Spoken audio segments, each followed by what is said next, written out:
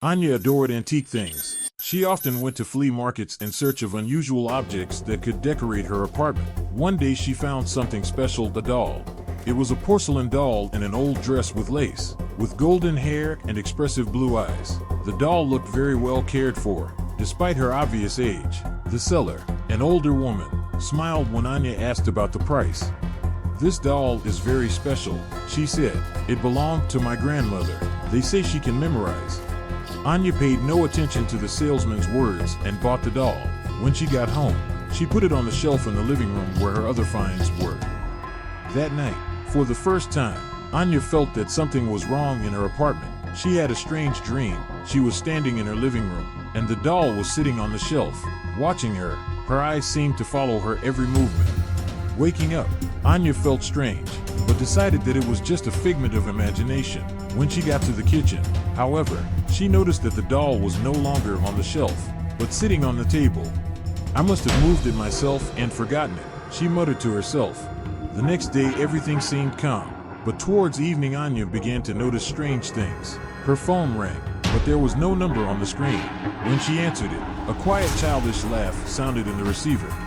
She hung up, writing it off as someone's prank. However, when the bedroom light came on, even though Anya knew for a fact that she had turned it off, she started to get nervous. Later, as she walked past the doll, she noticed that its eyes glittered in the dim light, as if it had just looked at the sun. "Nonsense," Anya said to herself, but a chill ran down her spine. Deciding to test her hunch, Anya set up a camera in the living room to record what was going on at night. The next morning, she watched the footage and nearly dropped her phone. The video shows the doll slowly turning her head, then getting off the shelf and starting to walk around the room. At one point she stops outside Anya's bedroom, looks at the door and says in a whisper, "I know your secrets." Anya turned off the video, her hands shaking. Her home no longer seemed safe. Anya sat on the couch, her heart racing. The doll still stood motionless on the shelf, but now its cute face seemed sinister. She tried to think of a logical explanation for what she saw on the tape, but deep down she knew that something was wrong with the doll. Anya decided to take a desperate step. She took the doll and put it in a box, intending to take it out of the apartment. That night she had a nightmare. She was standing in the living room again, but this time the doll was bigger, almost as tall as a child. Her eyes burned with a strange light, and her voice sounded cold and commanding. "You can't get rid of me. I know everything you're hiding." Anya tried to scream, but her voice was gone. The doll held out its hands to her, and everything around her plunged into darkness. She woke up in a cold sweat, and the first thing she did was look at the box where the doll lay. To her horror, the box was empty. She started looking for the doll all over the apartment and found it back on the shelf. Anya was sure she had locked the box, but now the doll was staring at her with the same silent challenge. Gathering her courage, Anya called the seller from whom she had bought the doll. At the other end of the line for a long time no one answered, but then came a trembling voice. "I warned you, this doll is not just a toy, it's connected to those who own it." "What do you mean?" Anya shouted. "She knows everything you're hiding. She obeys the darkness in your heart." The saleswoman hung up, leaving Anya horrified.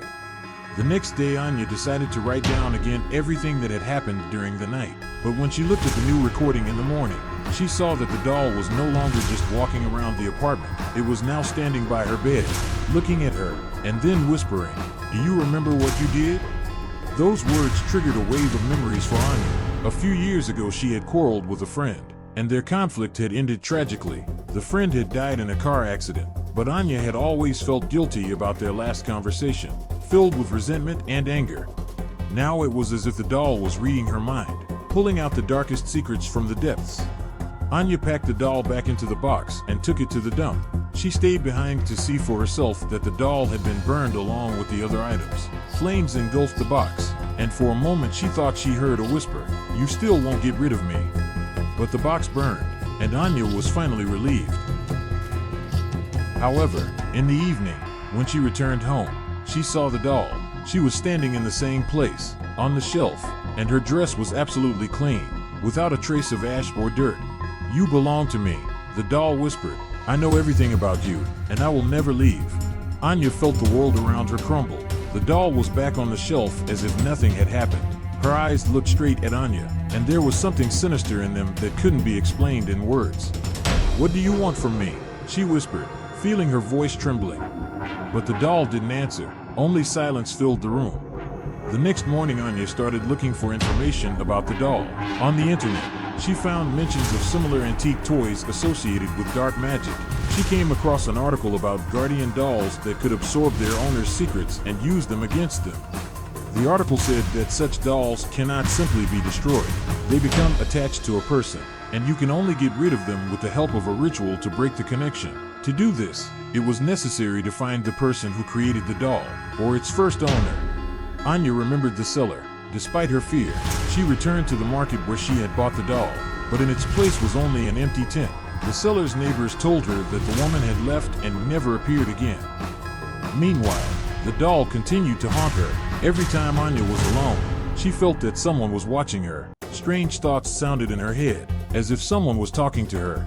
"Do you remember when you left her? She suffered because of you." Those words were clearly about her dead friend, but how could the doll know that? That night, Anya heard footsteps in her apartment. She jumped out of bed and saw the doll swaying and walking across the room. Her voice got louder. It sounded right in her head. "You've been hiding too much. It's time for everyone to know the truth." In desperation, Anya turned to Victor, an occultist who had helped her acquaintance with paranormal phenomena. Victor agreed to help, but warned, "This doll feeds on your guilt and fears. It's powerful because you give it power. If you want to get rid of it, you have to admit your mistakes and let go of the past." Victor suggested a breakup ritual. It required returning the doll to the place where the bond began, to the house where Anya had spent her childhood. Anya and Victor went to the old house where she had grown up. In this house, she and her friend played, shared secrets, and eventually had one last fight. Victor began the ritual. He lit candles, laid out herbs, and began to recite words in an ancient language. The doll lying on the floor suddenly came to life. It rose, its eyes lit up, and its voice became ominous. "Do you think this will change everything? I know everything about you. You don't deserve to be free." The doll started to move toward Anya, but Victor shouted the last words of the spell, and the shadow emanating from the doll was pulled back inside. When the ritual was over, the doll fell to the floor, lifeless, like an ordinary toy. Victor doused it with a special mixture and burned it. This time the doll burned until it turned to ash. Anya felt a weight fall from her shoulders. Despite the destruction of the doll, Anya sometimes hears a faint whisper in the silence. She doesn't know if it's a real sound or just her memories. A piece of porcelain was left in place of the ashes. On it was engraved the word, "I remember." Even though the doll was destroyed, Anya felt the story wasn't over. At night, she would wake up feeling as if there was someone in the room. The whispers that seemed to have disappeared along with the doll began to return. One night, as Anya lay in bed, she had a dream. She was back in her orphanage, in the very room where the ritual had taken place. But in the corner of the room stood the same doll, completely unharmed. "Did you think this was the end?" she said in a voice that sounded both in her head and echoed through the room. "Do you remember what I said? I know everything." Anya woke up screaming. It was only a dream, but it felt frighteningly real. The next day, Anya decided to get rid of the shard of porcelain that was left after the doll was destroyed. She took it to the forest, dug a hole and threw it there. But when she returned home, a new dose of horror awaited her.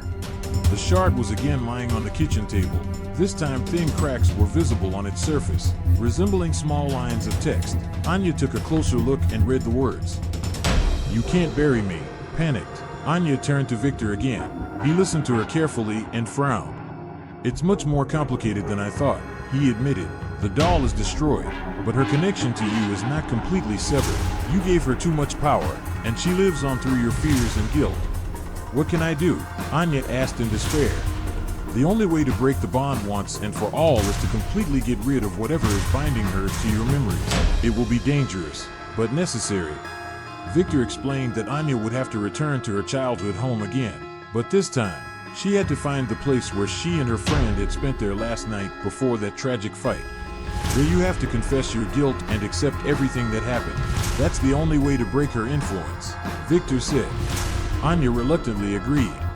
In the evening, she returned to the old house, in the room where she and her friend had once laughed and shared secrets. She placed the porcelain shard on the table. Victor began to recite new spells, but the room was suddenly plunged into cold and the candles went out.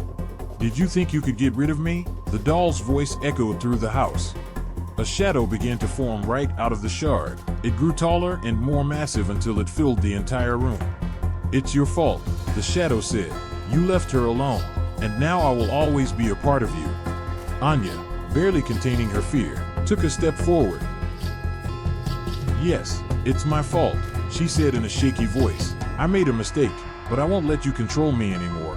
The words she spoke were decisive. The shadow began to tremble and then slowly disappeared, retracting back into the shard. When it was over, the shard crumbled to dust. Victor and Anya left the house. This time she felt real relief. The shadow no longer haunted her, the whispering was gone, and her dreams became peaceful. But one day, a few months later, she walked into the antique store again. On the shelf, she noticed a doll that looked just like the one she had seen, and it seemed to her that the doll's eyes blinked for a moment.